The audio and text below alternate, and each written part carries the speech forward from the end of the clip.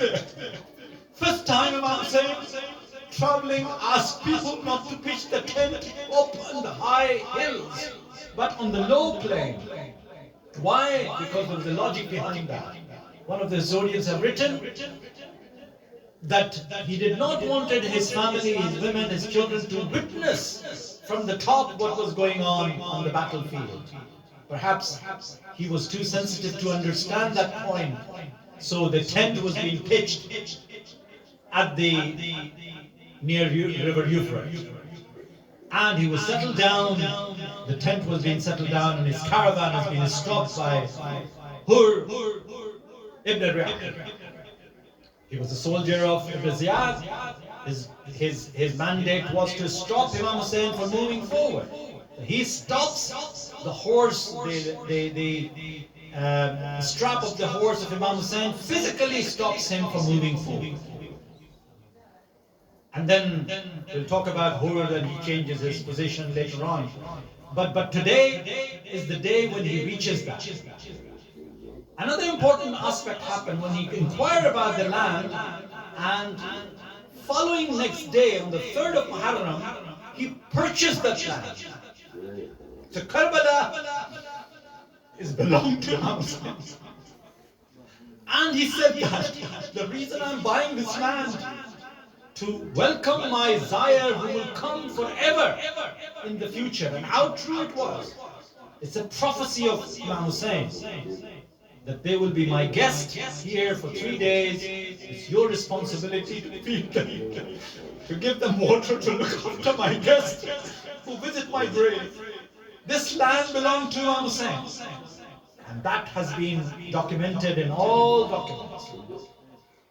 This is a very important aspect of the history of Karbala, that on the 3rd of following day, and then he gathered together the children of Bani Asad, the tribe who lived around him. He said to them that, O children of Bani Asad, bury our bodies on the 10th day of Muharram. If you have fear of the enemy, come and play with the mud and just bury our body with the mud. If your fathers, your adults, the older people are afraid of the soldiers of Ibn Ziyad, that they will be punished if you will bury them, if you bury us, then you do that, the children, you do that, the job. By trying to, because our bodies, headless bodies, will be scattered around these plains of Karbala. And that plains of Karbala becomes the sacred place for all Muslims up to the eternity.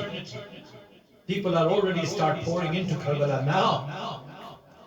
So it is a sacred place for a lot of people.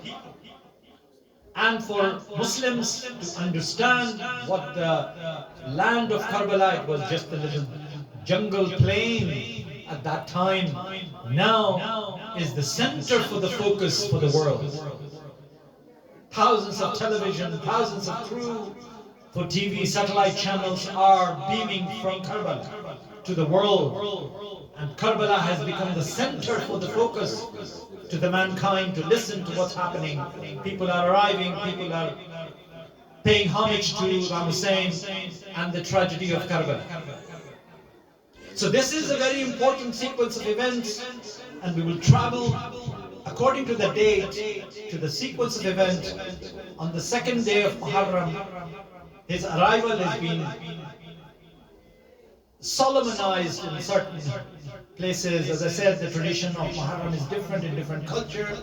A lot of people do prayers, a lot of people do a special talk on his arrival with food, with nazar and all that. When he arrived, he had lots of water.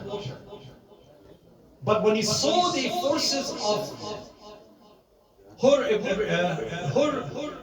who were thirsty, the horses of Hur were thirsty, he ordered his people to feed them, give them water. The generosity of Imam Hussain is unmatchable in this battle. He did not care that he would be running out of water, but he fed and gave the water to the horses of Yazid and to Hur. And then when Hur stopped him, he realized that this is something going to happen to him today in Karbala.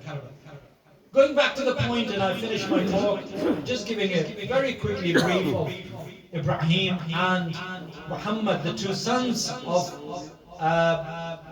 Muslim ibn Aqil, who, getting the news that their father has been killed, were being kept in the house of Harith. Harith was a soldier of Ibn Ziyad, who's been given a traction of money to kill these two children as well, and then to Muslim ibn Aqil as well. And these two children were frightened. So when he comes home one night, his mother told the children that don't make noise. She kept them there. She knew who they were.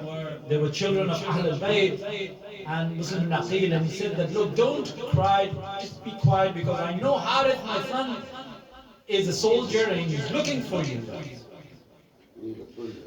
But somehow the children start talking, crying with the news that their father has been killed, and Harith came to know that. And he discovered that these children are hiding in my house, where I've been hunting them everywhere in the city. I couldn't find them, and here I found them. He was so happy to find those two children. And he takes those children, and his mother begs him that, look, they are under 10 years of age. They are tiny children. Don't kill them. He said, no, I've been promised a big money, and therefore I have a duty to kill them. And that's exactly what Harith did. That he took it to the river Euphrates, and he beheaded these two boys, and their heads were being taken for Yazid to be presented, and their bodies has been decimated in the river Euphrates. Salli ala Muhammad wa ali Muhammad.